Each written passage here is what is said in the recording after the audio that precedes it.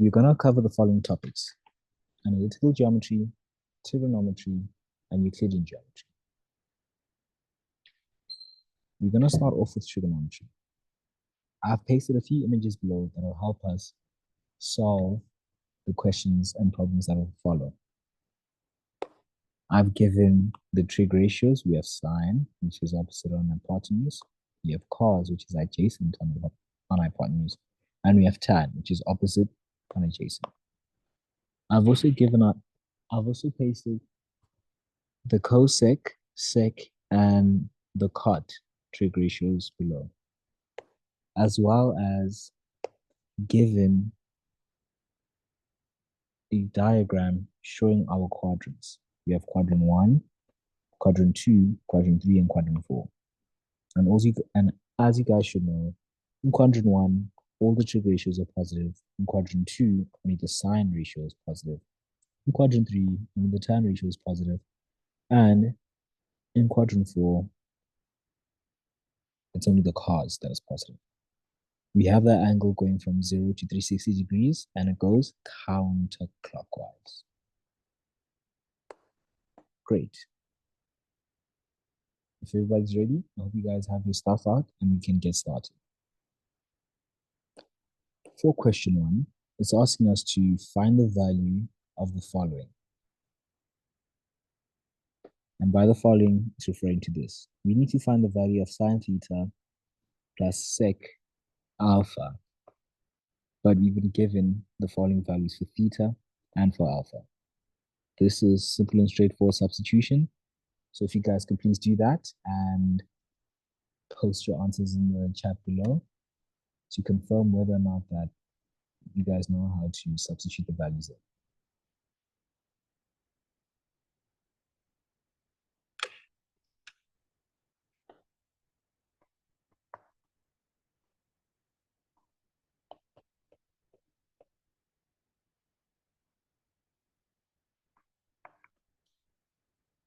We have sine theta. Theta in this case is 47.5 degrees plus sec alpha.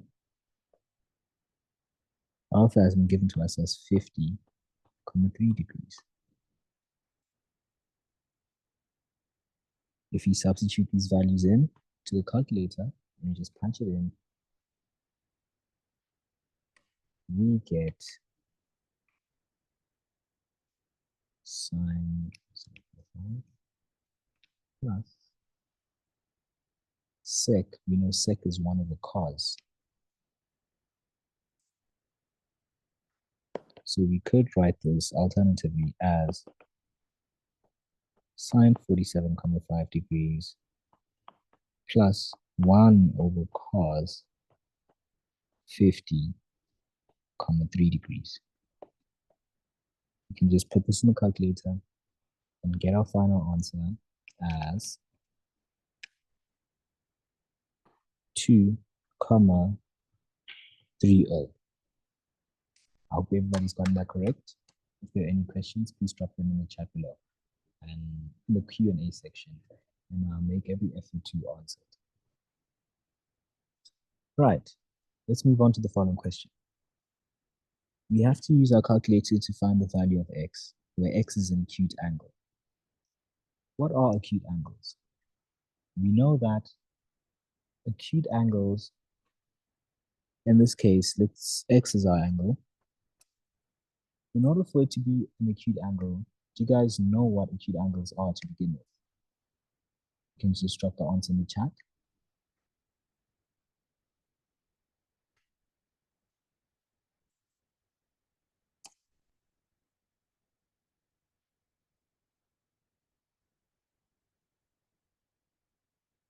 Okay, it doesn't seem like I'm getting any answers, but we continue. Acute angles are angles that are greater than 0 degrees, but less than 90. Right? So let's just write that down. Acute angles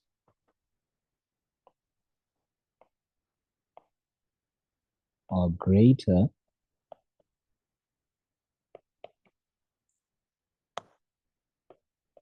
greater than 0 degrees, but less than 90 degrees. Cool. Let's follow on. In this case, we want to solve for x, right? How would we solve for x? We have to isolate it. So the first thing that we should do is divide both sides by 2.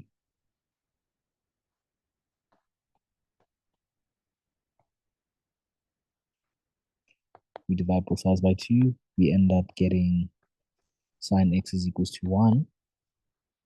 And now, in order for us to solve for the value of x, all we have to put into our calculator is press the shift button. After that, we press the sign. We write the number 1. And then we just get to press the equal signs. From then we will get x is equals to 90 degrees. This just relies on us knowing how to use our calculator, because we are, in this case, solving for x, which is this over here. Right. How do you know that this is correct? You need to remember what sine graphs look like. I'll quickly sketch that out for us. A sine graph starts at 0, peaks at 1, granted that it's not multiplied by another number, or granted that its an amplitude is 1. It has a period of 360 degrees, meaning that every 360 degrees, the sine graph completes a full cycle. Half a cycle in this case would be 180 degrees. And at sine 90, over there, we know that the value is going to be 1. Cool. Let's move on to the next question. We now want to solve for this over here, where we have cos in brackets x minus 11 close bracket plus 1 is equals to 1,79. I'm going to give you guys a minute or two to solve this, and hopefully you all get the correct answer at the end. All right, your time starts now.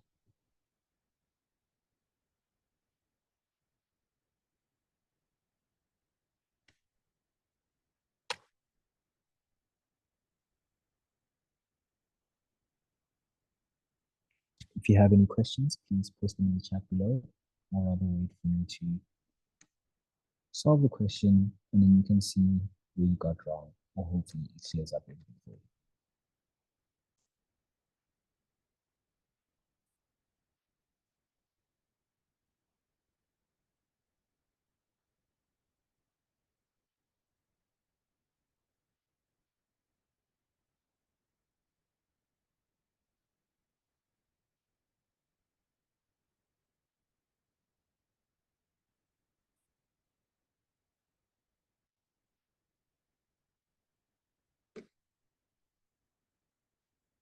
All right, I hope you guys are ready for the answer. Let's get to solving this.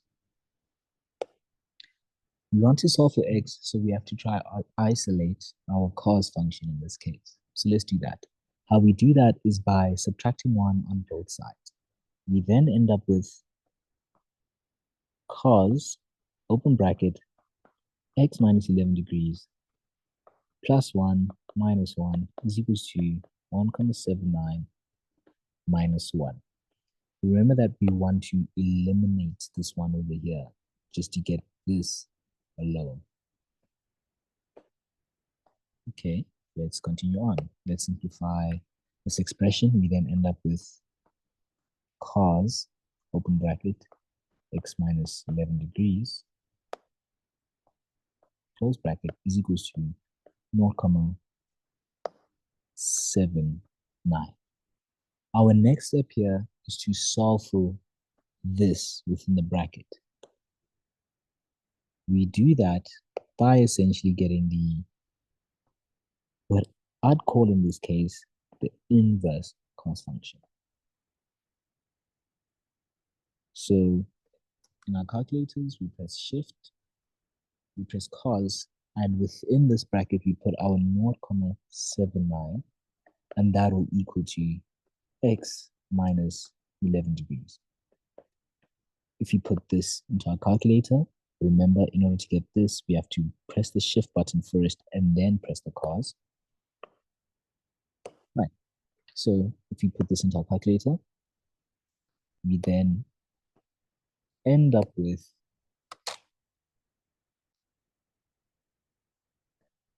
37, comma, in this case, I'll just take 2 decimal places, 81 degrees is equal to x minus 11 degrees.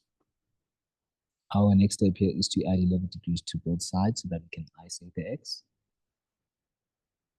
And that'll give us our final answer of x is equal to 37,81 degrees plus 11 degrees. Let's simplify this further, and we get a final answer of 48,81 degrees. Are there any questions up until this point? Please drop them in the chat or in the Q&A section, and I will make every effort to answer it.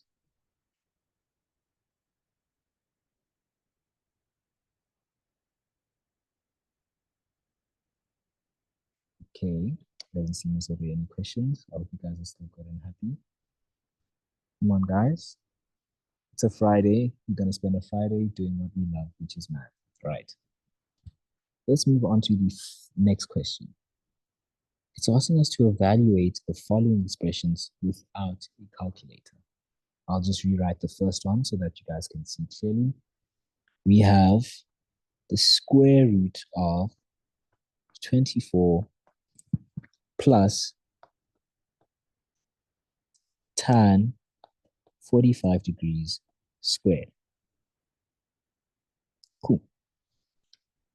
This is the exact same thing as 24 plus, let me just write out brackets here, tan 45 degrees squared. And I hope you guys are able to see that. Let me rather rewrite it so that you can all see what's going on. Cool.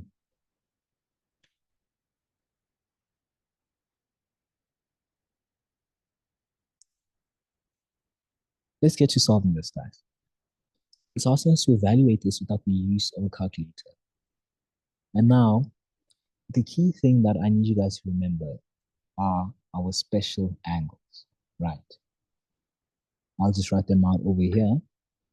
Our special angles are 0 degrees, 30 degrees, 45 degrees, 60 degrees, 90, I'll just write this over here, 90, 180 degrees, 270 degrees, and 360 degrees. Cool. These ones over here are just multiples of 90 degrees. Let's get to writing out our special angles. If it helps you, you can memorize how to create or draw out this table, and it will prove useful for you. Cool. So, how do we get to writing out or drawing our special angle table? We essentially start off like this. For the sine and cos, we're gonna have angles, right? Not fractions, my apologies. Everything is gonna be divided by 2. If you have a different way of remembering our special angles, you can use that so long as it's correct.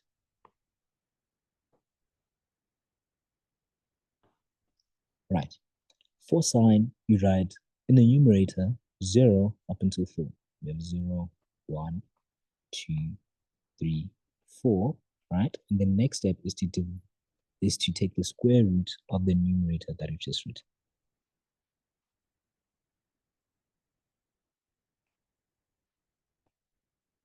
And just like that, we have all our special angles from 0 to 90 for sine. For cos, on the other hand, we write them from, in the numerator, we write the numbers 4 down to 0.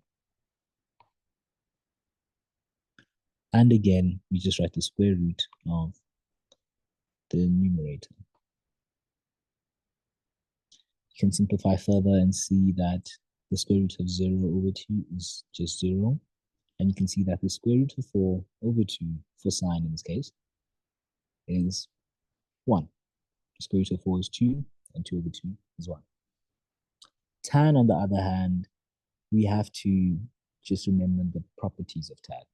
We know that tan 0 is 0, it's 1 at 45, and it is undefined at 90. So I'll just put a horizontal line over there. Right. Let me just draw out the tan function so you guys know what I'm talking about. For the tan function, we know that at every multiple of 90, either positive, every odd multiple of 90, either positive or negative, will give us an asymptote.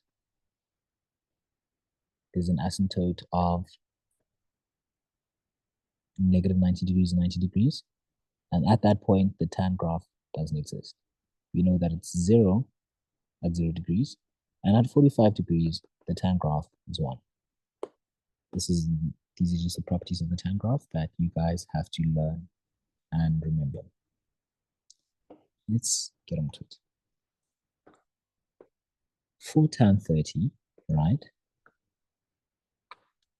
I want you guys to note that tan 30 is root 3 over 3,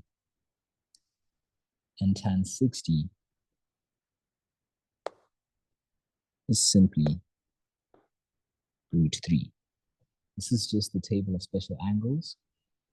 If you guys know how to write this out, or if you rather just remember what our special angles are, then you're sorted.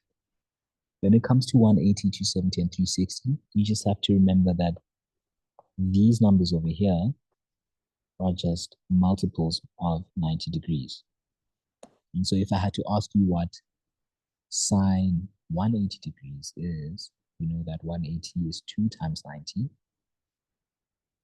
We will just put 0 over there. At every even multiple of 90 for the sine graph, we know that it is 0. At every odd multiple of 90, depending on, at every odd multiple of 90, we will just have negative 1. Or 1, depending on exactly, or 1 value you're working with. Cool. For the cos graph, we know that cos 360 is 1, and cos 180 is negative 1. Cos 270 in this case is just 0. And for the tan function on the other side, on the other hand, we have tan 180 as 0, tan 270 as undefined because it's an odd multiple of 90, and we have tan 360 as 0. It will prove useful if you guys know how to draw out the special angle table, or if you just remember what your special angles are, because you will have to use this in order to solve for these questions over here. Right. If you'd like to take a screenshot, please do so quickly, and we can continue on with our session. Right. Let's continue on here. We want to evaluate this expression over here. So let's do so. We have the square root of 24 plus tan 45 squared. Tan 45 is 1. We know that from our special angle table, or if you just memorize what our special angles are, as given by these over here. And so let's substitute 1 in place of tan 45.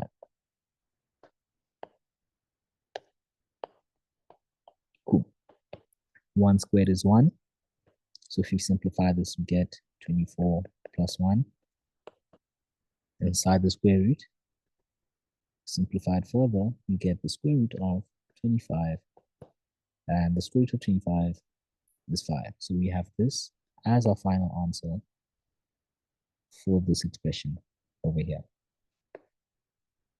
Cool. Let's move on to the second question. It is asking us to solve the following expression. In the numerator, we have sine 60 multiplied by sec 60 times cot 30. We have that all over cos 45. Right. This question shouldn't scare you because you should be able to remember our special angles as well as the fact that sec is 1 over cos and cot is 1 over tan. So let's get to simplifying this. Let's write it out first. We have sine 60 degrees multiplied by sec 60 degrees multiplied by cot 30 degrees. I'm just going to move this over so I can write properly.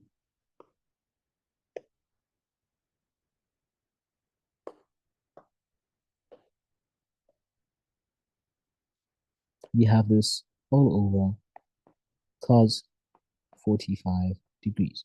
Cool. Let's now write out our sec and cot in trig ratios or trig functions that we are comfortable working with. So let's write this out again. We have sine 60 degrees multiplied by sec, which is 1 over cos 60 degrees multiplied by cot 30 degrees. Cot is 1 over tan. So let's write that out. 1 over tan 30 degrees. And we have this all over cos 45 degrees. Cool. We can then simplify this by just substituting in our values for our special angles and get our final answer. But I'd like you guys to note, or at least be able to see that we have sine 60 multiplied by 1 over cos 60. And we do know that tan is sine over cos, so we can substitute tan 60 degrees in place of this. Or if you did that, that would be okay. That still makes sense mathematically. Let's get on to simplifying this expression. We have sine 60 degrees over cos 60 degrees multiplied by 1 over tan 30 degrees. And we have this all over cos 45 degrees. If we simplify this, we then get tan 60 degrees times 1 over tan 30 degrees all over cos 45 degrees. Cool. Tan 60 is root 3, so let's just substitute that in its place. Tan 30 degrees is root 3 over 3, so we're going to substitute that in place of 1 over tan 30. And for the cos 45, we're gonna substitute in square root of 2 over 2. Let's get to simplifying this. We then get square root of 3 multiplied by 3 on root 3. Right. How do you know this? Let's check here. Whenever you have a fraction in the denominator, the next step is to simplify it and put it in this form. You essentially flip the fraction around. You then get 3 on top and the root 3 on the bottom. You see how we took this over here and flipped it around in order to get 3 on root 3? That's what we do whenever we have a fraction in the denominator. Cool. hope that's clear to everybody. If you have any questions, you're more than welcome to drop them in the Q&A or in the chat, and I'll make every effort to answer that. Cool. Let's continue on with simplifying this. In the denominator, we have root 2 over 2. If you simplify the top of our expression, we get square root of 3 over the square root of 3. We have this on the top, and at the bottom we have root 2 on 2. This cancels out with that, and that leaves us with 3 over root 3. Oops, my apologies. 3 over square root of 2 on 2. Fine. This is the exact same as 3 divided by square root of 2 on 2, which is the same as 3 multiplied by 2 on root 2. We then get our final answer as 6 on root 2. I don't think that simplifies further. Let me just check by punching that into the calculator.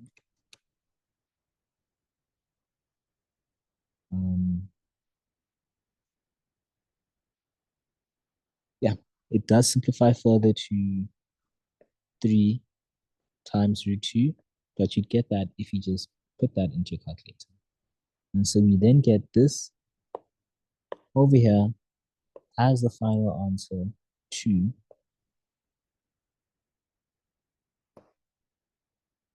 this expression right here. Let me just navigate to it. Right. How are we doing thus far? Are we following along? Are we good? Are we sorted? Do you have any questions? Please pop them in the chat. Please pop them in the Q&A rather. And I'll make every effort to answer. So yeah.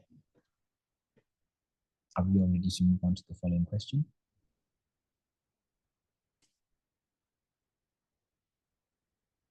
Ntlantla is asking, is there a short method for that? There is a short method. In this case, I just took every step so that I can make sure that I don't lose anybody along the way. With math, it's a matter of getting to the final destination. There are many ways to, well, there's a saying that goes, there's many ways to skin a cat. In the same way that there are many ways to reach the same answer, as long as you're doing the correct thing, you can get the final answer, it turns out. So for the next question, you're more than welcome to try this on your own or try a different method and see if you can arrive at the same final answer. I hope that has answered your question. But yes, in short, Ntlantla, there is a shorter way to do this. I'm just taking every step so that I can fully explain what's going on and make sure that I don't lose anyone along the way. If you have a different method for working this out, perfect, as long as you get to the same final answer. Right. Let's move on. This question states that if 5 times tan theta is equals to negative 12 and theta is between 90 degrees and 270 degrees, we have to use a sketch to determine the value of cos theta minus sine theta. This might be tricky, but it's not as complicated as you guys think it is. Let's go. We know that theta is between 90 and 270 degrees. So the first thing that popped into my head is to draw out our grid with our quadrants. We know that it starts at 0 degrees, ends at 360 degrees, and it goes counterclockwise. We'll have 90 degrees at the top here, 180 degrees over here, and we'll have 270 at the bottom right here. It's stated that theta is between 90 degrees and 270 degrees. So we know that it's going to fall between this quadrant and that quadrant, right?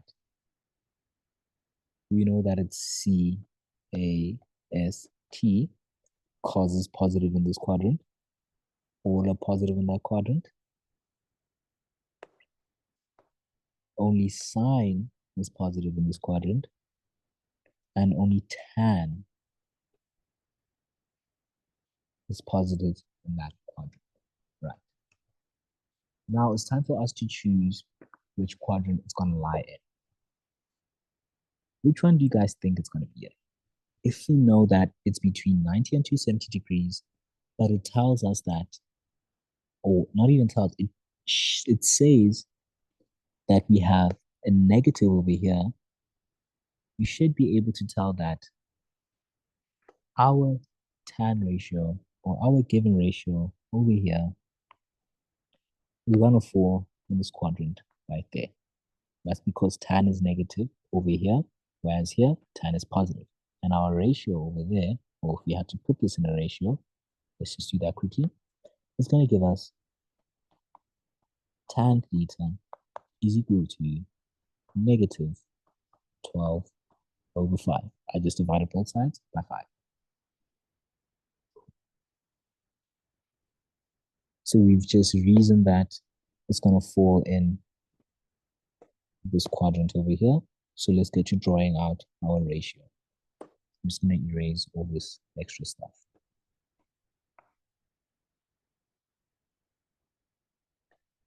Cool. Let's draw it out.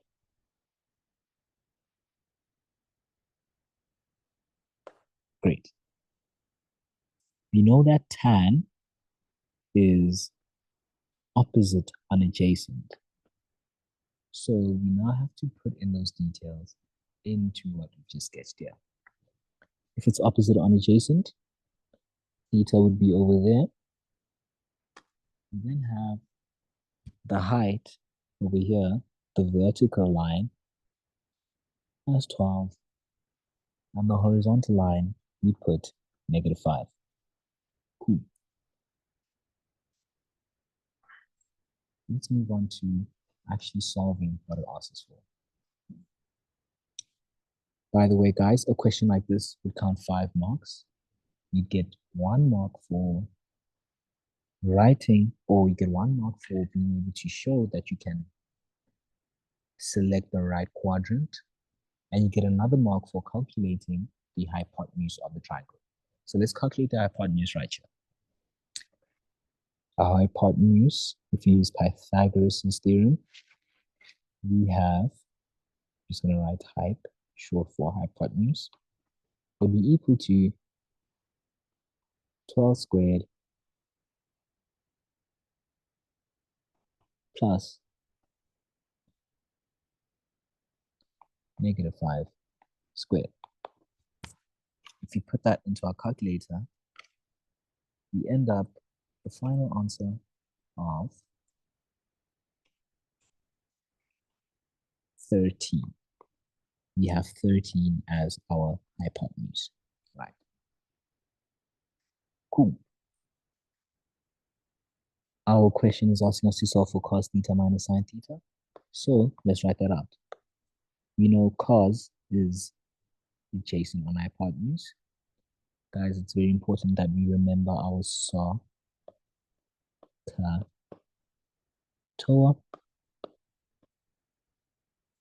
And using this, we'll be able to get what cos theta and sine theta are without actually having to calculate that, or without having to use our calculator.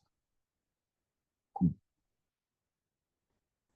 Cos theta, in this case, is adjacent on hypotenuse, so it will be negative 5 on 13.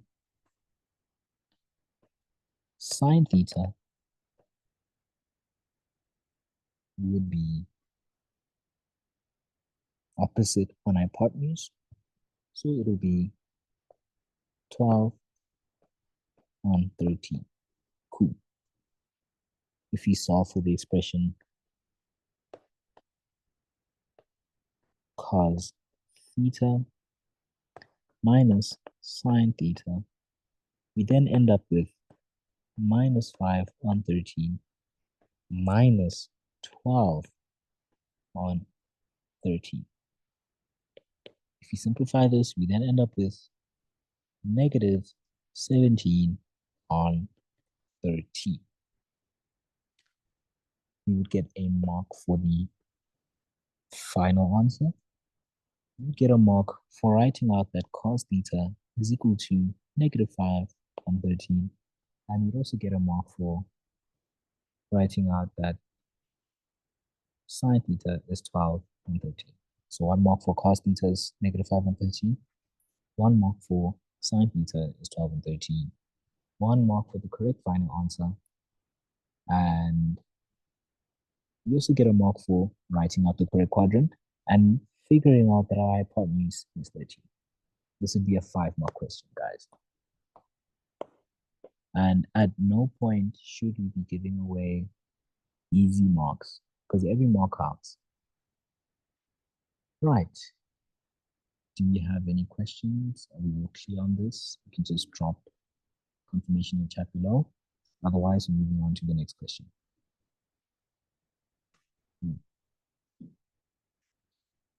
With reference to the figure below, we have to write down two ratios for cos 36 degrees in terms of the sides of the triangles. Right. Let's do so. We have 36 over there, and so we know this side over here will just be QP, that is SP. This is just going to be RS, and that's going to be QR. Right. Let's now write out, just give me a second. Yeah. Let's now write out two ratios for cos 36. Cool.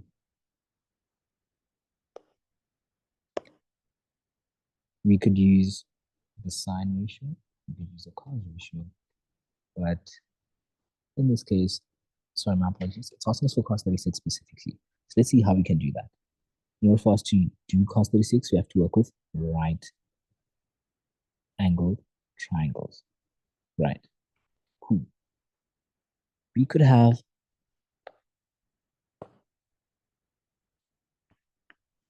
cos 36 degrees. And we can have that equal to PS on PQ, or alternatively, we could have cos 36 degrees equal to PQ on PR. Right.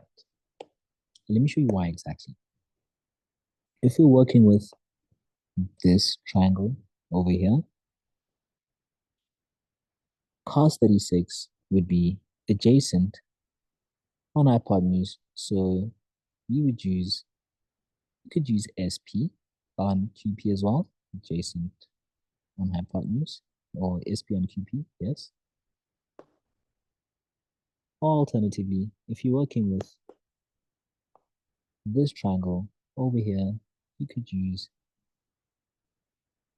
PR on QB. I hope that makes sense to everybody.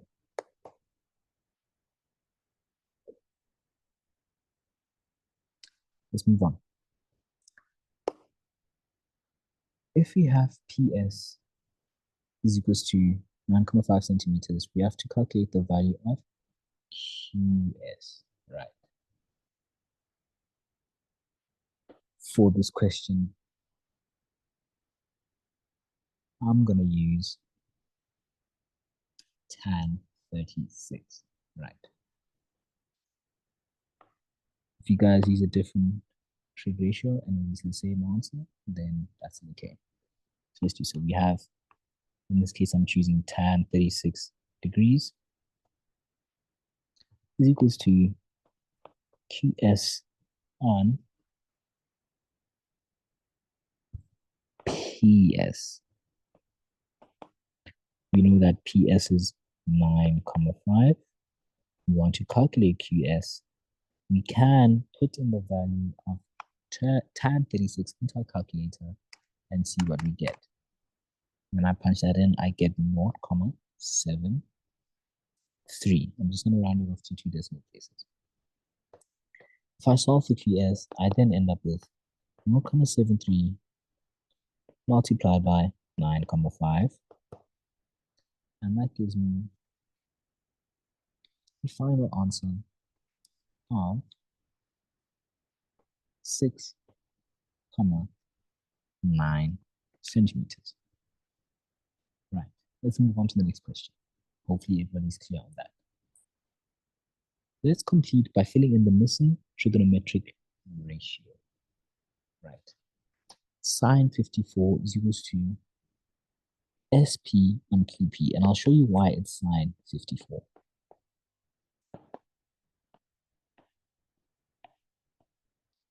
QP, cool. We know that all interior angles of a triangle add up to 180 degrees. So we have a right angle over here, which is 90 degrees. Over here, we just put this as 36 degrees. So meaning that this angle has to be 180 degrees minus 90 degrees minus 36 degrees. And that simplifies to 54 degrees. Cool, which would be that over here. Right. Meaning that this angle over here, this is 54 degrees, and that over there is 54 degrees. For our question, we were given SP over QP, so we know that we're working with this triangle over here. And so we then end up with sine 54, which we know is opposite on hypotenuse, and we get it as SP over QP, and that's how we know that sine 54 in this case is SP over QP. I hope that everybody's clear on that. If there aren't any questions up until this point, let's move on. Great. The next question.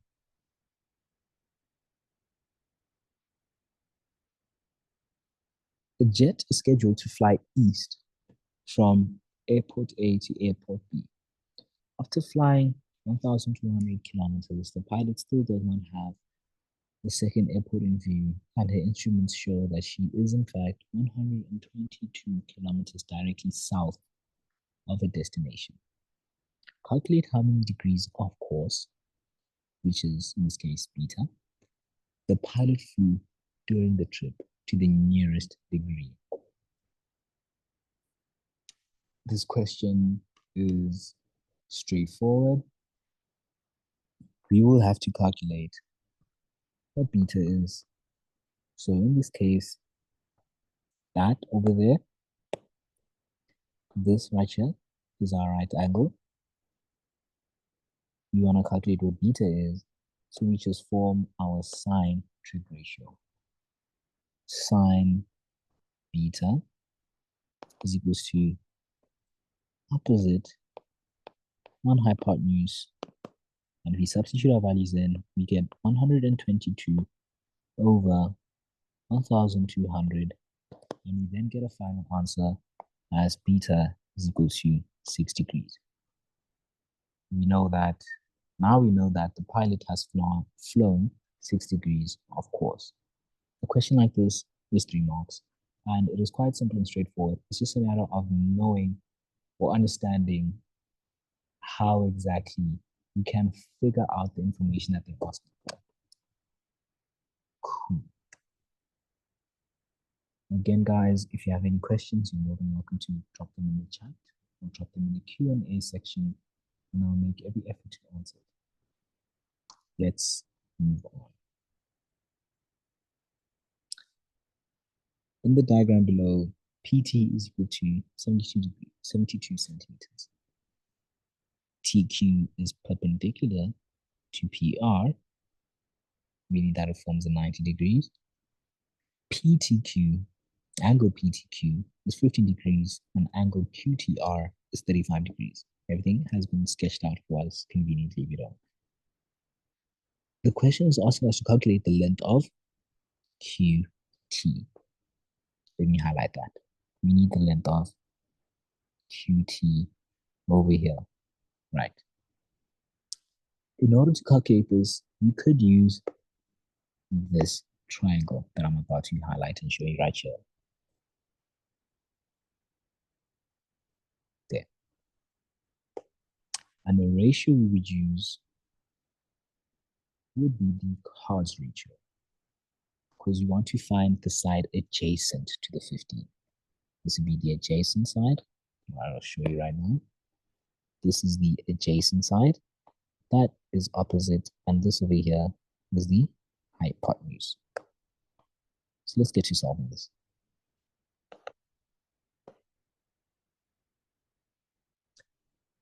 We have cos 15 degrees is equal to QT over 72.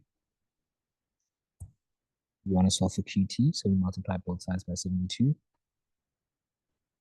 That ends up giving us QT is equals to 72 multiplied by cos 15 degrees, and that simplifies to 69,55 centimeters. We cannot ever forget the centimeters, especially if you were given the units, guys.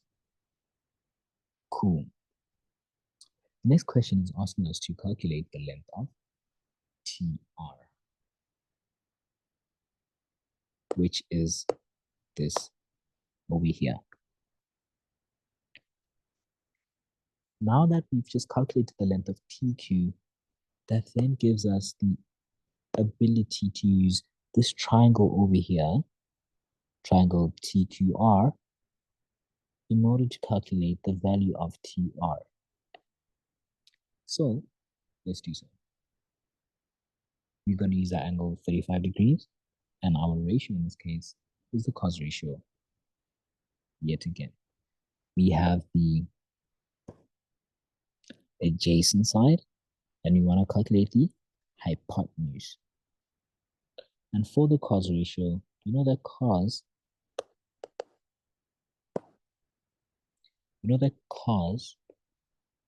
is adjacent on hypotenuse.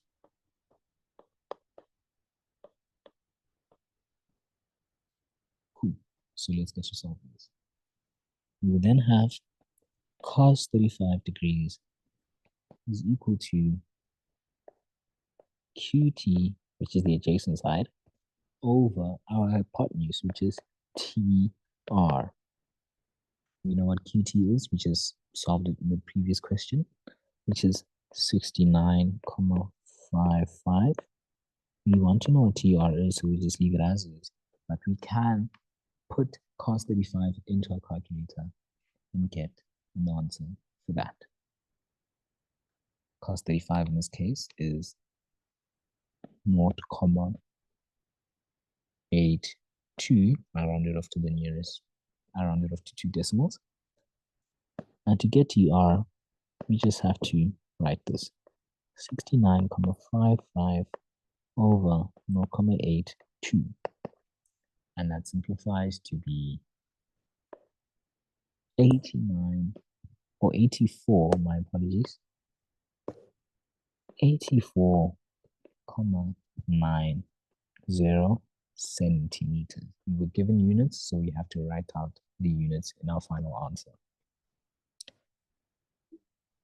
Cool. If there aren't any questions, we can continue on with that. Otherwise, for the questions that will follow, I have conveniently put this picture that just shows us what a general sine, cos, and tan function look like.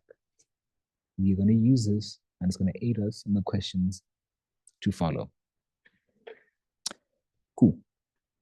Let's do so.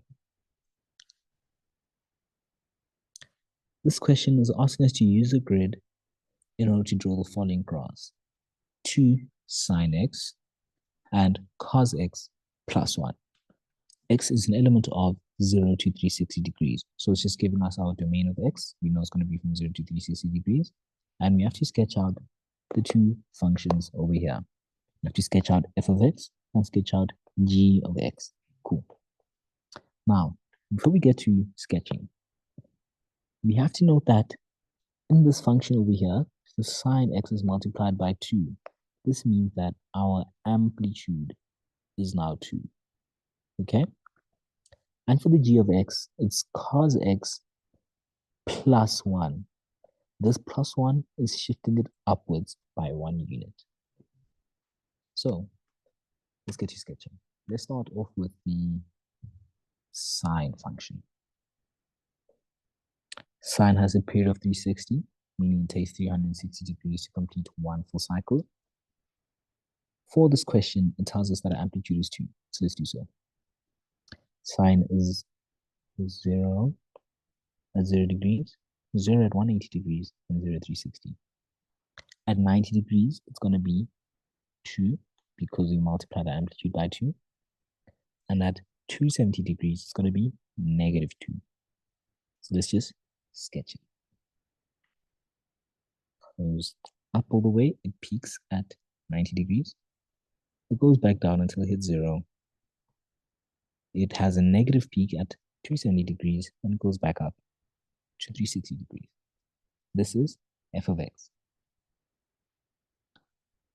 We would get 3 marks for the sine alone. We get 1 mark for putting our y-intercept, 1 mark for putting our correct x-intercepts, which are 0, 180, and 360 degrees, and we get another mark for the shape. Let's move on to the cos function. Cos usually starts at 0 or starts at 1, goes to 0, and goes back down to negative 1. But because we've shifted it up by 1 unit, we now have to move the whole function up. Let me do that for you over here. So a regular cos graph would start at 1. At 90, it'll be 0. At 180 degrees, my apologies, at 180 degrees, it'll be negative 1. At 270, it'll be 0. And at 360, it'll be 1. This is a regular cos function or cos graph. For this question, we have to shift it 1 unit up, meaning that this goes up 1 unit, that goes up 1 unit, that goes up 1 unit, and so on and so forth with all the parts. So let's sketch that. Our new cos function will start at 2 because we've moved it up 1 unit. And at 90 degrees, it's going to be 1. At 90 degrees, it'll be 1. At 180, it's going to go down to 0. At 270, it's going to go back up to 1. And at 360, it's going to be 2. We have now shifted our function up by 1. Right. Like with the sine graph, this would be 3 marks on its own. So this question in its entirety would be 6 marks. Baka, I will explain again in a bit, but you just have to specify which part exactly you want clarification on, please. Cool.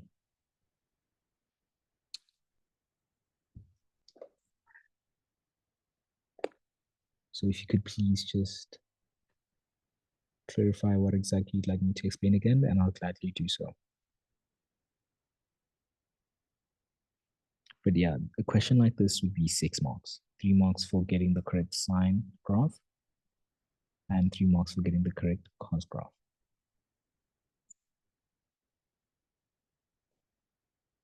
All right, well, the whole part, I'm not too sure for the sine or for the cos as well.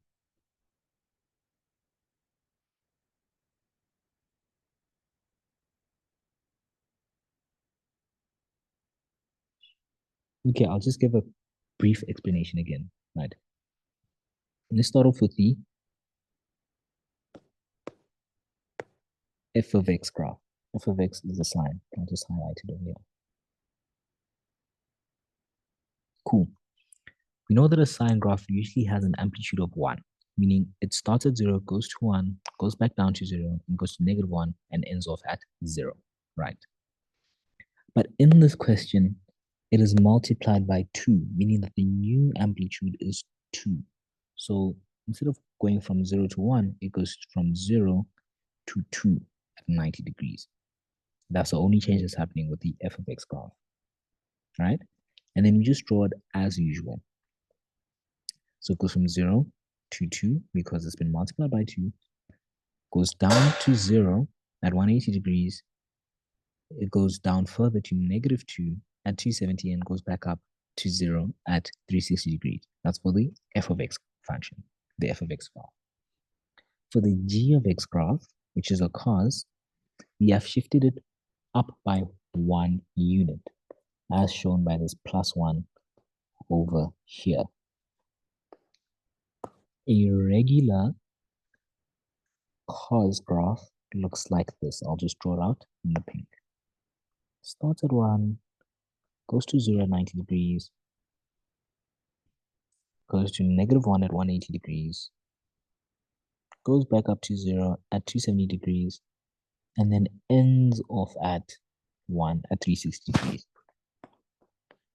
This is a regular cos function. For this question, it asks us to shift it up by 1 unit. So we've just taken everything and moved it up by 1.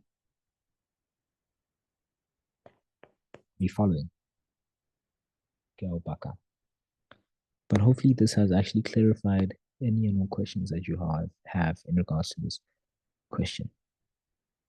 Let's move on to the next part. Cool.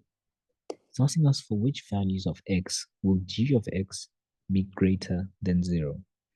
G of x, it's asking us for which values of x will g of x be greater than or equal to 0. G of x is our cross graph. So for our answer, we will simply write x is an element of 0 to 360 degrees. You could alternatively write this down as x is between 0 and 360 degrees, but you have to note that it includes the 0 and the 360 because of this equal to, greater than or equal to sign over there. Right, that's that question. The range of g would be all values, or all possible y values for g. G is the cos graph that we shifted up 1. So our new range of g will be y is an element of 0 to 2, or alternatively, you could write y is an element of, my apologies. You could alternatively write y is between 0 and 2. Cool. Let's move on to the next section. Right. In the diagram below, PQ is parallel KM. KL is equals to KM, and the angle K is 2x, whereas PQM is 6x. Cool. We have to now determine the value of x. Right, let's do so.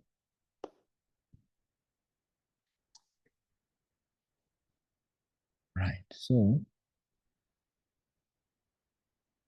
angle L is equals to angle M. That's because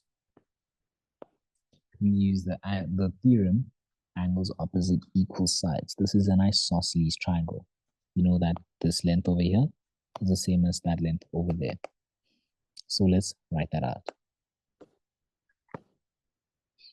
We have L is equals to M.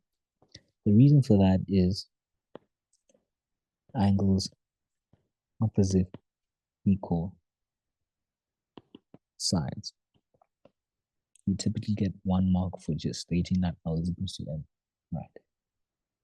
The next step in this case is to solve for the interior angles, right? We know that L plus M plus K is going to be 180 degrees. And the reason for that is interior angles of a triangle, or I don't know how else you call it. You could just write the sum of the interior angles of a triangle. Let's do so. I'll just assign L and M and give it the variable Y, just to make things easier. We know that L is equals to M. Cool. So let's follow on. In this case, we'll have angle L plus angle M plus 2x is equals to 180 degrees. In this case, I'll just write the sum of interior. Actually, let me not write down this whole thing. I'll just write the sum of the angles in a triangle, right? Like we stated previously, angle L is equal to angle M, so I'll just substitute Y in. So we'll have Y plus 2x is equals to 180 degrees, right? If you simplify this, we get 2y is equals to, we have 2y plus 2x is equals to 180 degrees. If you divide everything by 2, you then end up with y plus x is equal to 90. 180 divided by 2 is 90 degrees. Let's isolate our x. That'll give us 90 degrees minus y. Right. Let's go back to the sketch. We know that PQ is parallel to KM, right? And there is a straight line that connects them. I hope the light bulb moment came up in your head and said that we can use co-interior angles because we have been given 2 parallel lines. So let's do so. We'll just continue on the work over here, whereby we now have 6x plus y. Remember, we just declared y as equals to m. And we have that equal to 180 degrees. The reason that we put for this is co-interior angles. Let me state out PQ is parallel to KN. Right. Let's go back. In place of y, I'm going to substitute in 90 degrees minus x. And that follows from here, right? We could simplify this expression into that, or we can just isolate the y and have y is equals to 90 degrees minus x. Cool. Do the same thing. We just made x the subject of the formula in one and y the subject of the formula in the other. We substitute in our value for y. We'll have 6x plus 90 degrees minus x and have that equal to 180 degrees. Yeah, so if we simplify this, we then get 6x plus 90 degrees minus x is equals to 180 degrees. Let's simplify this left-hand side, we get 5x plus 90 degrees is equals to 180 degrees. And if we put all our angles to the right-hand side, or if we take the 90 to the right-hand side, we then end up with 90 degrees on the right-hand side. On the left-hand side, we end up with 5x. If we divide both sides by 5, we end up with x is equal to 18 degrees. A question like this would be 7 marks, guys. And you will get or you lose marks for not stating your reasons, even if you draw the correct conclusions. If you state that 6x plus m, or 6x plus y in this case, because you've named m as y, is equals to 180 degrees, and you don't put this down, you will lose marks, guys. With paper 2, you can't afford to lose marks. With maths in general, do not give away marks that you could have easily gotten otherwise. Right. I hope we're all clear on that. If so, we can move on. Let's do so. Right. Are there any questions thus far?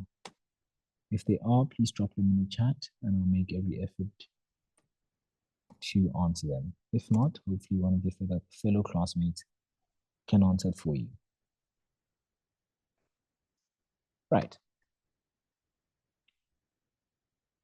Let's move on.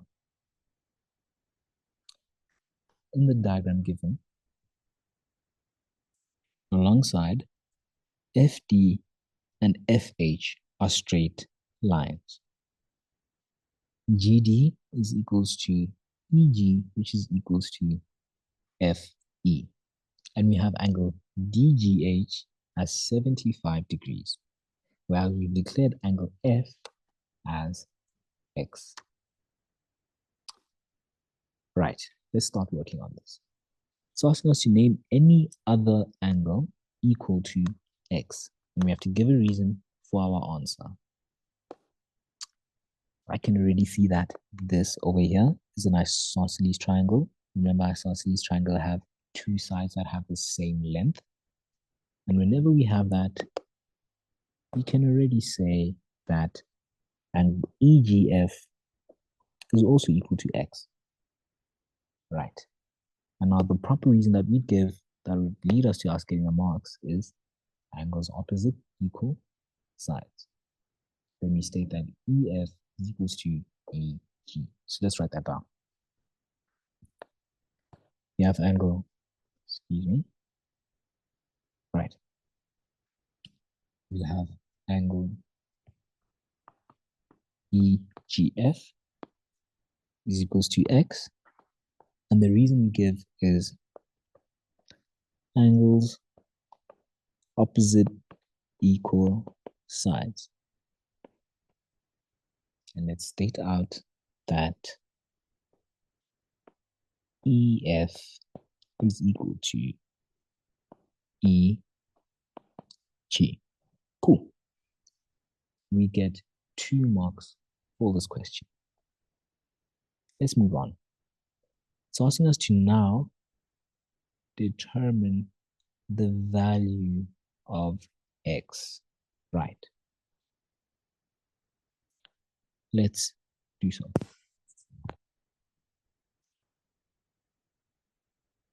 Let's start off here.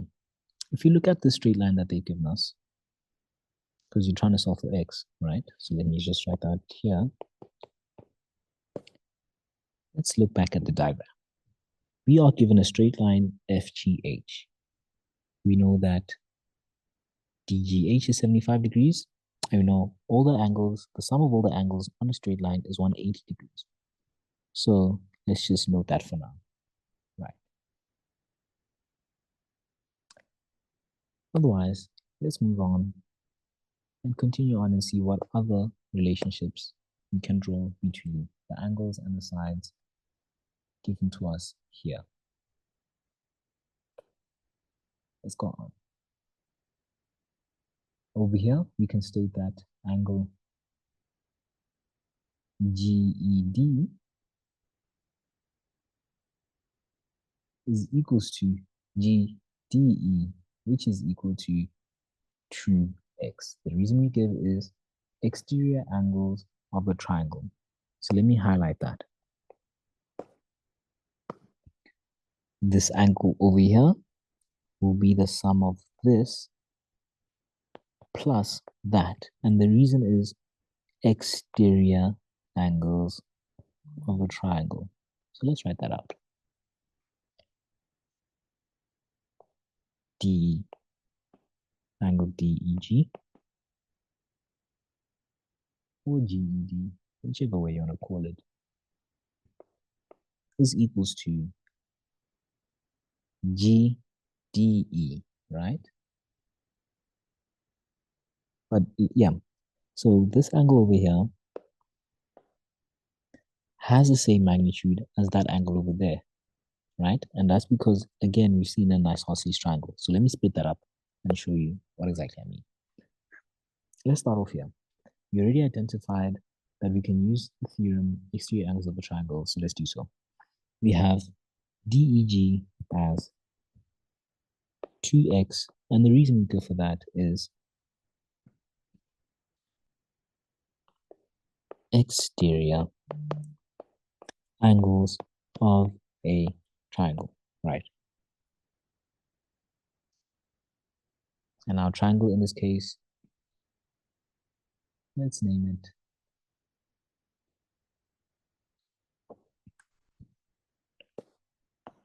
let's name this triangle over here triangle DEG, right? We see that angle D is equal to DEG, and the reason for that is angles opposite equal sides. So let's write that out. We'll write E DG is equals to DEG, and the reason we give for that is angles opposite equal sides. Level is asking a question. Level is asking, where does the 2x come from? The 2x comes from us identifying that we can use exterior angles of a triangle, right?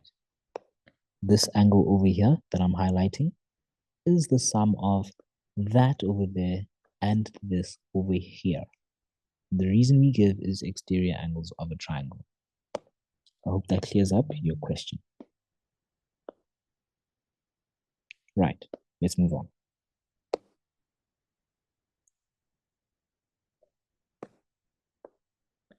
We also saw that angle EDG is equals to DEG, and we give the reason angles opposite equal sides. I'm just gonna, on the side here, write out the sides that are equal. We have EG is equal to DG, right? And all of this is going to be equal to 2x as well. Let's continue on.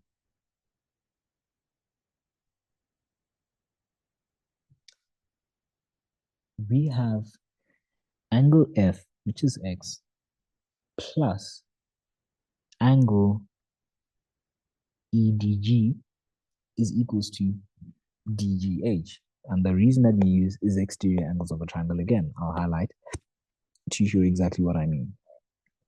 So the sum of that angle over here and this angle over here will give us that right there. We've already declared, already found out that angle EDG, that angle over here, is equals to 2x, as we found out over here, right? And so we can now write in or solve our given question. So let's start off by writing that angle F, which is equals to x, plus EDG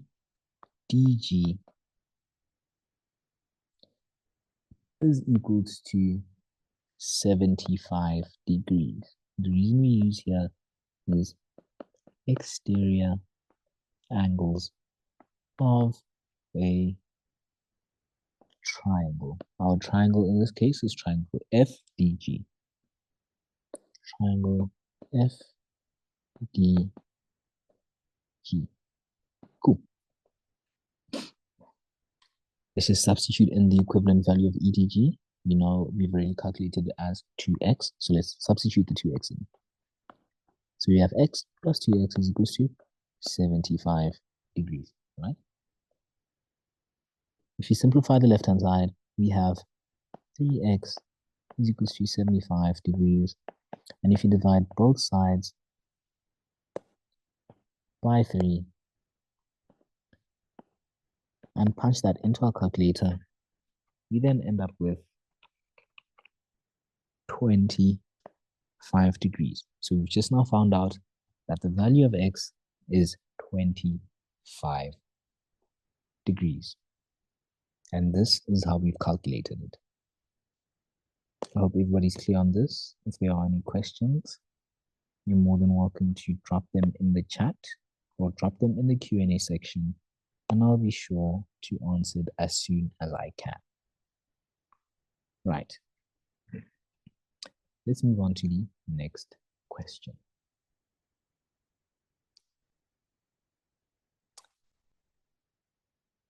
In the diagram given below, AC and BD are straight lines.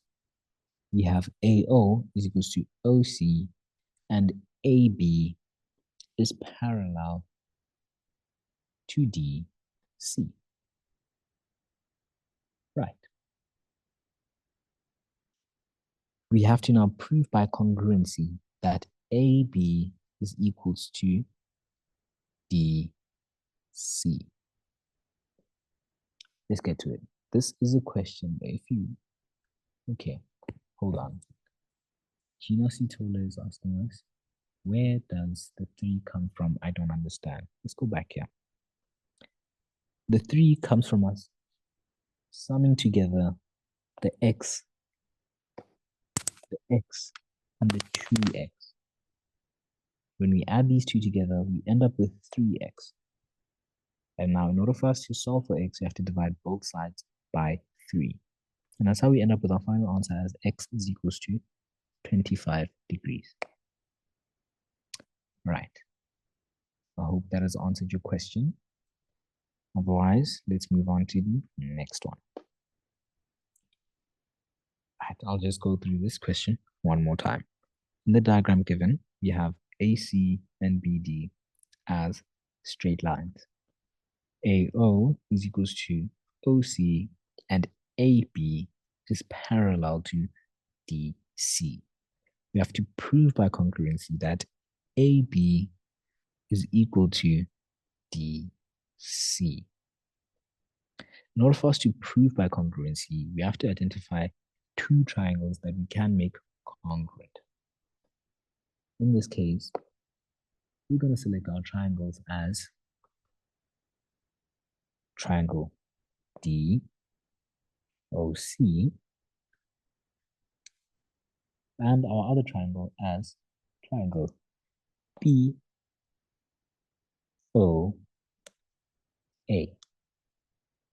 Cool.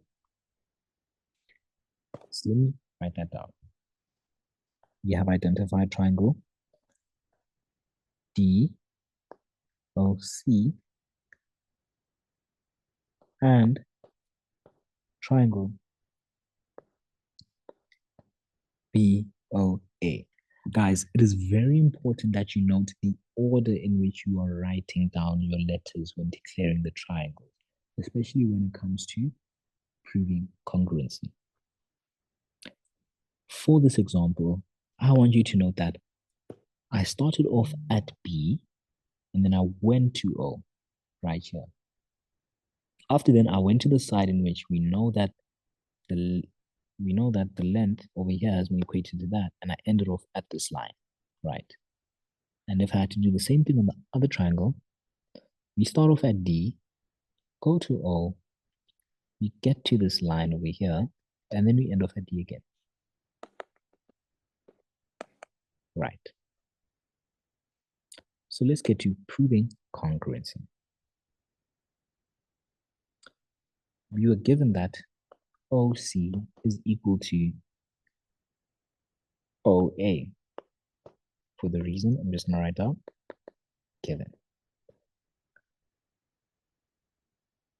Because AB and DC are parallel, we can say that this angle over here is equal to that one. And the reason that we give is alternate angles. So let's write that down. We then have angle DCO is equals to angle BO, hold on, the DCO, my apologies. We have angle DCO equals to BAO. The reason we go for this is alternate angles.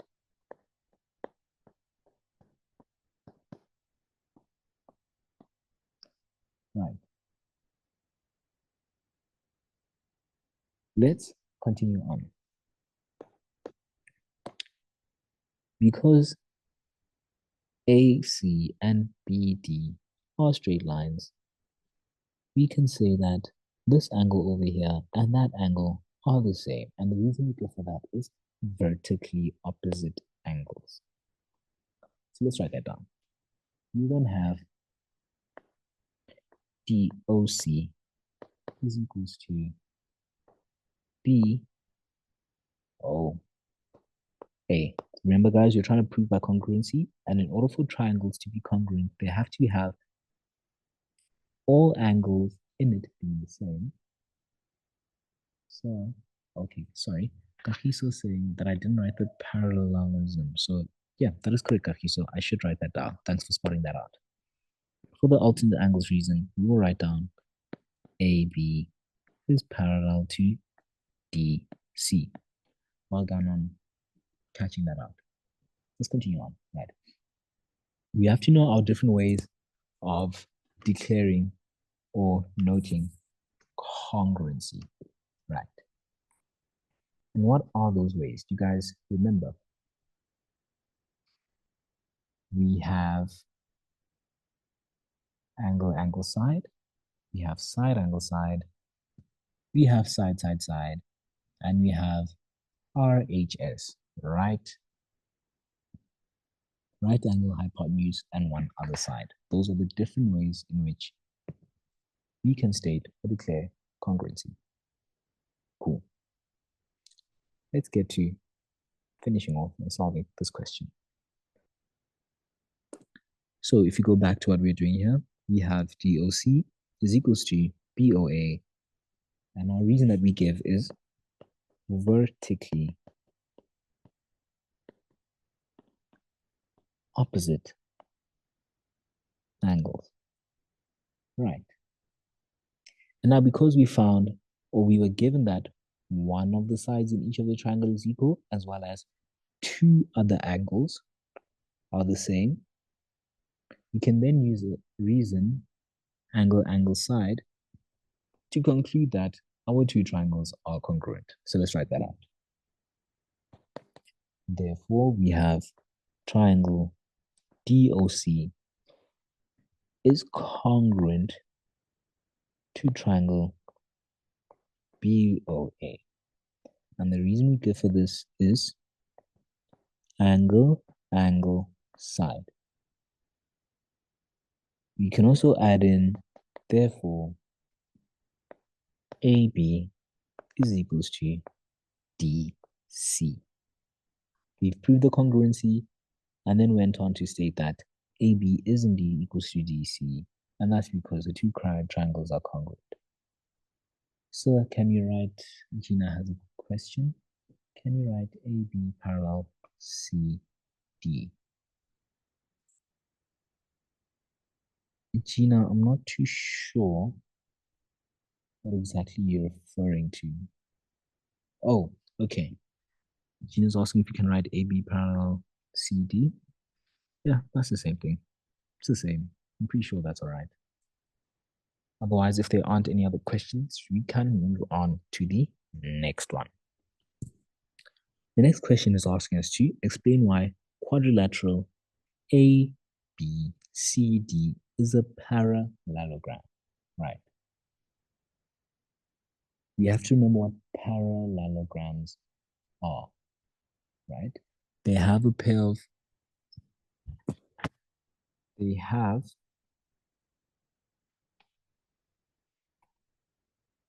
two pairs of opposite sides parallel. Additionally, another trait of parallelograms is that the diagonals, whenever the diagonals dissect, they dissect halfway through the side, right? So we can already explain why this is a parallelogram. This would be a 2-mark question. The question we did previously would typically be 6 marks. So let's get on and write why ABCD is a parallelogram. Let's do so. We have OD is equals to OB, right? And that's because we've proven the triangles as congruent. So let's write down that as our reason. We have triangle DOC is congruent to triangle BOA. Since OD is equals to OB, and we were given that OA is equals to OC, since the diagonals bisect, we now know that ABCD is a parallelogram. So let's just write that down. Therefore, diagonals bisect. So A, B, C, D is a, I'm just going to write palm instead of the whole thing. Palm. It's short for parallelogram. Well, that's what I'm writing it down as. Right. And that is that question. If there aren't any questions on this, then we can move along. Again, guys, I'll just remind you that if at any point you are confused, I'll be more than happy to explain anything. But just post your questions in the chat section or in the Q&A section. Right, let's move on. For this question, we have been given a kite. It shows that kite PQRS has been given, in which PQ is equals to QR and PS is equals to SR. The diagonals bisect at T. PQ is equals to 10 centimeters, PR is equals to 16 centimeters, and QS is equals to 21 centimeters. So let's just write that down. PQ is 10. This will also be 10 here. QR will also be 10. We have PR as 16, meaning that PS is also 16, because those sides are all the same in magnitude. And lastly, we have QS as 21 centimeters. I'll just write it down as, I'll just do this on the side, 21.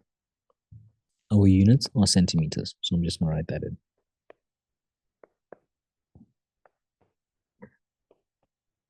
Cool. It's asking us to define the perimeter of the kite. Right. the perimeter in this case, excuse me, would simply be the sum of all the sides, right? And so let's do so. The level is asking a question. Sir, this is in reference to the previous question. Sorry, I'm reading this now. Would it be okay if I say that ABC is a palm, one pair of opposite sides is equal and parallel? Level, that works. Right, let's move on to this question over here. We have to define the perimeter of the kite. This is a 7-mark question, guys. And so we cannot afford to play around. If we are lost in the beginning, we won't be able to answer it at the end. So let's carry on with this. Right. So first things first, let's figure out what length QT is. We cannot define the perimeter of a kite without knowing what QT is first. We are given the overall length of QS as 21, but we need QT. Because we're given a kite, we know that these sides, PR and QS, bisect at 90 degrees. So we can now use the Pythagoras theorem over here. Let's do so. We'll have PQ. In this case, I'm just using PQ as my triangle, so I'll highlight the triangle over here. You can use this triangle. Alternatively, you could also use that triangle over there. I'm pretty sure it'll give you the exact same answer. Let's carry on. I'm just going to use the triangle that I highlighted in green. Let's continue. We'll have PQ squared is equals to PT squared plus QT squared. Right. Oh, hold on. I've made a mistake in defining the kite. We were given PR as 16, guys. So I'll just go over it one more time. PR. This over there is 16. My apologies, guys. Someone's saying that they cannot see. Okay, guys, I will share my screen. Zoom has just given me an error message. My apologies. Let's continue on.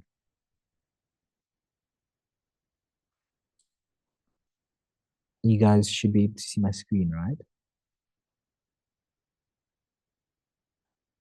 Cool. Let's go over this question one more time. Right. Now that everyone can see, let's continue. You are given a diagram here. It shows that kite PQRS has been given, in which PQ is equals to QR, which is 10 centimeters. In this case, we have PS is equals to SR, and the diagonals intersect at T. PQ is 10 centimeters. PQ is the width of the height of the kite. That's 10 centimeters. The height is 21, given by QS. We have PR as 16, so we know that PT is 8 centimeters and TR is 8 centimeters. These are the properties of a kite. These lines bisect, or not that line, but the line PR is bisected. That's for the kite, right? And the lines QS and PR bisect at 90 degrees. Cool. The question is asking us to find the perimeter of the kite. So we have to find the sum of PQ and QR and RS and SP. Fine. We are working with the green triangle that I've highlighted. You could work with the pink one. Still going to give you the correct value for QT. Let's carry on. Hopefully everybody's up to speed and can see what we're doing and is ready to tackle this question. Let's go on. We want to find out what QT is. We have the values for PQ and PT. PT is just half of PR. So let's substitute our values in. We then have 10 squared on the left-hand side is equals to, the reason I care for this over here is just Pythag, and we note it down quickly, and we can continue. We have PQ squared is equals to PT squared plus QT squared. PQ is 10 centimeters, PT is 8 centimeters.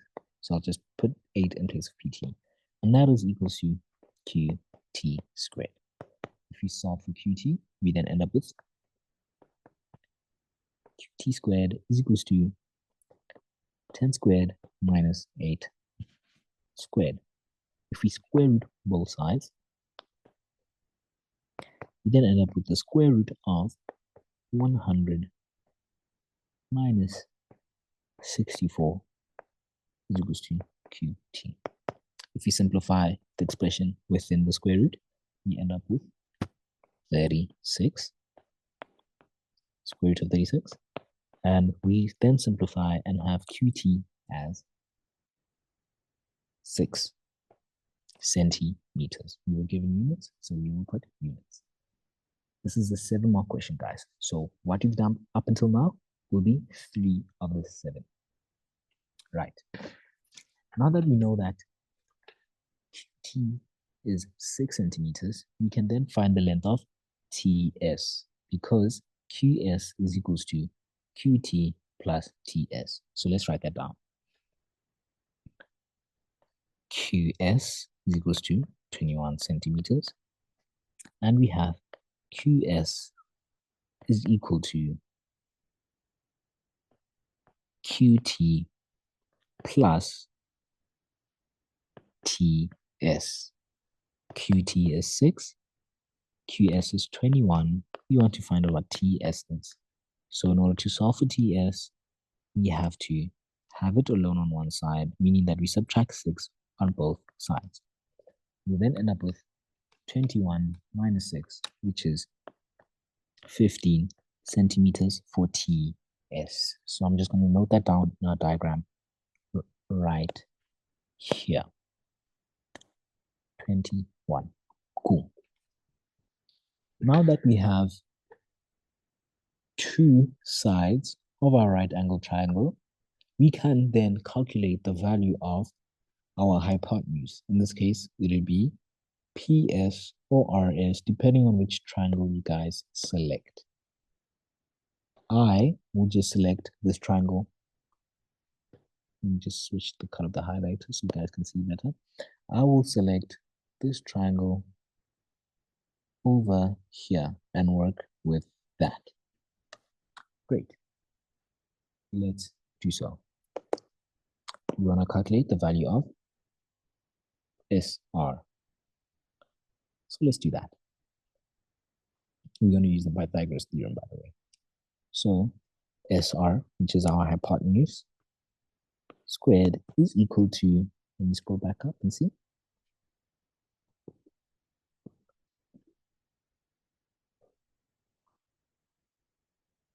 Yeah, we have SR squared is equals to TS squared plus TR squared. So let's write that down.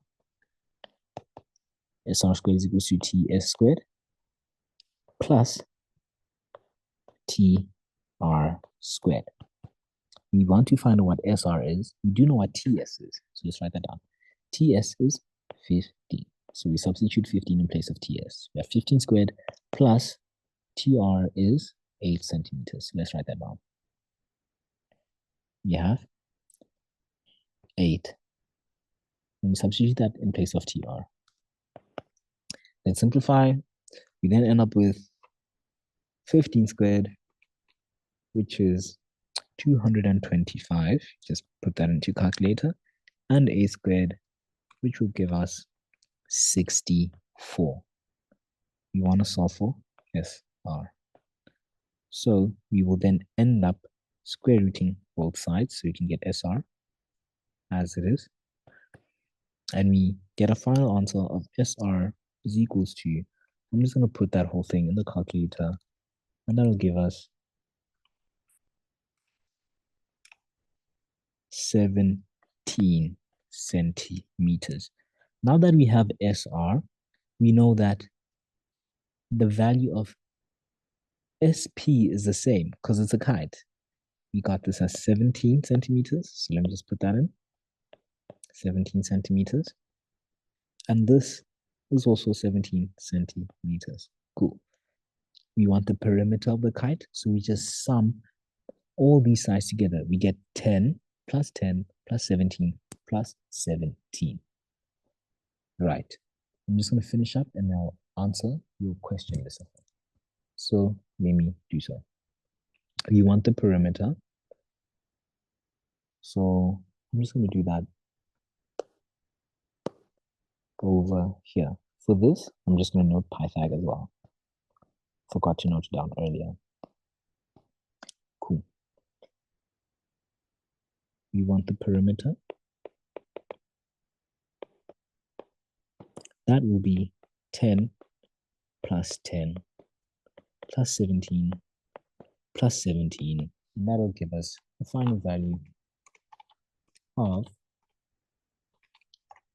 54 centimeters. The perimeter is just the total length of the outside of the shape. And that is our final answer.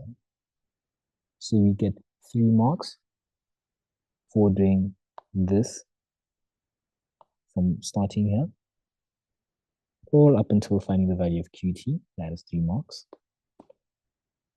The rest of the marks come from us finding TS. So we get 1 for TS, 3 over here. So we get 1 for the final value of QT. We have 1 for doing the Pythag, and then we get 1 for the substitution, right? That's 4 marks of the 7. We get 1 mark for finding the value of SR or PS if you decided to use that other triangle. We get 1 value or 1 mark again for substitution into this, and we get 1 mark for the final answer. That'll give us our 7 marks. Right.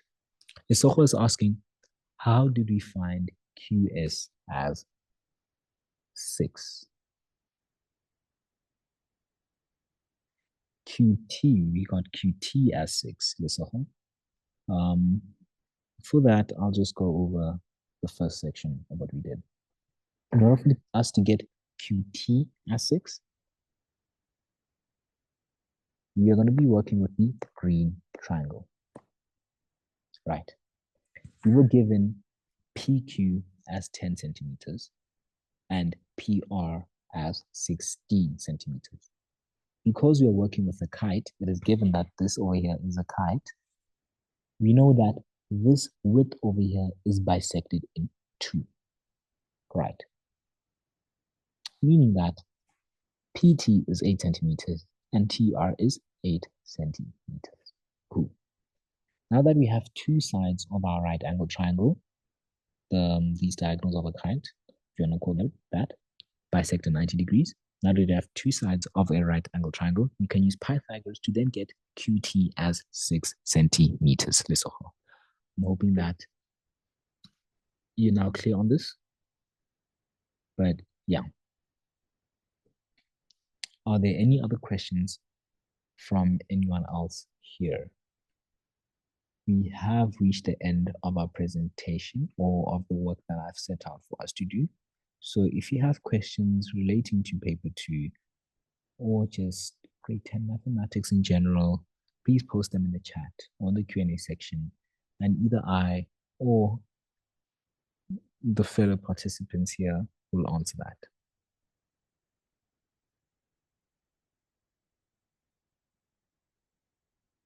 But again, guys, this is a 7 mark question. a paper like this that we've just walked through, or that we've just done together, would be 75 marks, guys. And so we cannot at any point just give away free marks, especially if it's work that is easy. Paper 2 is easy, guys. It's just a matter of remembering your theorems and knowing how to apply them. There's not much content for us to learn or for us to remember. We just have to apply our minds. Paper 2 just needs us to think creatively on how to solve these issues and these problems. Yeah. Again, guys, if you have any questions relating to any problem or equation that we did in this session, please post them in the chat. Otherwise, if you'd like more help or more resources on this, we do have a YouTube channel, an Instagram page, and a TikTok page on which we post all the work we do for me and the amazing team. Our name is The Learning Space. You can search that on TikTok, Instagram, or YouTube, and you'll find us there. We do past papers together. We work through other maths and science related content that pertains to all grades from, I think, grade 7 all the way up until matric. We do everything, guys. There's no reason for you guys to struggle with maths and or science. We are here to help you. Again, guys, please share our socials with your friends. They may find it necessary. They might find it helpful. Let's share all the resources we have and make sure that we perform well together. Kakiso is asking us to go back to the first questions just to observe. I do not mind because I entered late. Kakiso, I will go back to the first questions. I'm not sure at which point you joined us, but yeah, we started off with doing trigonometry, Kakiso. So just here's the first question, if you'd like to see it, and just the content that we did. Right. Like I mentioned, guys, please, please, please follow our social media pages. It's to your own benefit, guys. And share it with your friends. You don't want, I'm pretty sure you guys don't want your friends to struggle. We are here to help. Again, we are the learning space and we take pleasure in helping you guys out. Gina's asking a question. I want to ask about paper 1. I want to ask about paper 1 thing. What will I find there so I can study, please, sir? Gina, I'm pretty sure that your teachers have set out a scope for you. Some people's scopes differ in that some don't cover number patterns and some do. This is in regards to paper 1. So always refer to your scope that you are given, scope specific to you. Yeah. Study that and practice that, and you will do well for paper 1 and paper 2, guys. Practice, practice, practice. That's the only way you can get better at math. Yeah. My name is Muranga Dao. I tutor at the Learning Space, and it's been a pleasure. Do we have any more questions from you guys? Please post them in the chat. Rahiso, I will scroll down to the other questions in case you'd like to see them as well. I'm not sure at what point you joined in.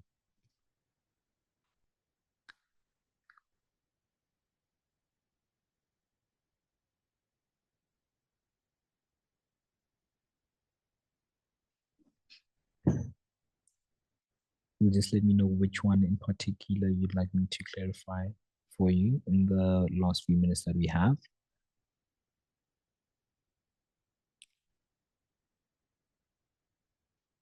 But yeah, guys, if you have any questions, please post them. We still have 4 minutes left of the session.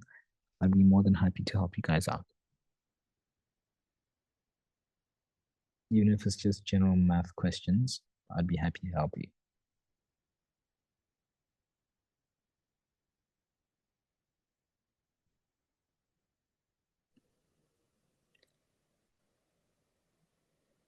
Bolanga? Yes? Can you please, once you're done with the lesson, please play that intro video so that the students can have access to our social media pages? Okay, thank you. Thank you. Gina Sitola is asking us, can you give me one activity so that I can try my best? Gina, are you asking for a challenge, Gina? And will it be on paper 1 or paper 2? What type of activity are you looking for that I can help you out with?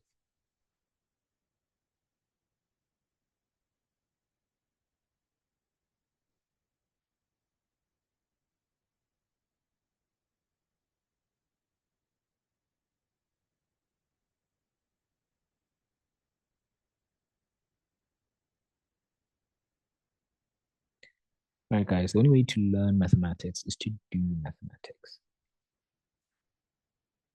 This is a quote by Paul Helmus. Gina, can you just clarify what you mean by that question, whereby you ask for one activity so that you can try your best? Are you looking for paper 2 content in particular? And are you looking for a trig question or an analytical geometry or a Euclidean geometry question? What are you looking for?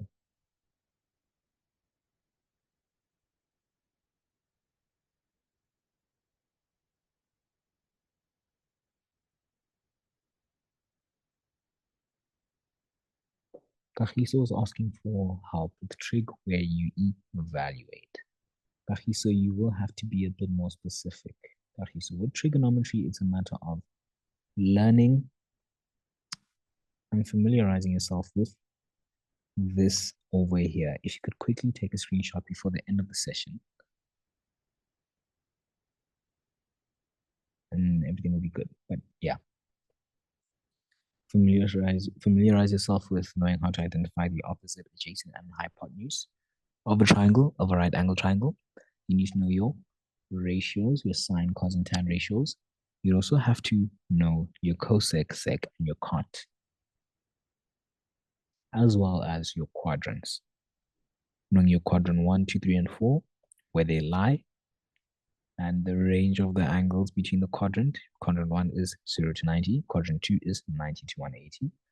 Quadrant 3 is 180 to 270. And quadrant 4 is 270 to 360. And knowing in which quadrants our trig ratios are positive. This is the end of our session, guys. It has been a pleasure. I hope that you guys join us again at a later point. But for the moment, happy studying and good luck with your guys' exam.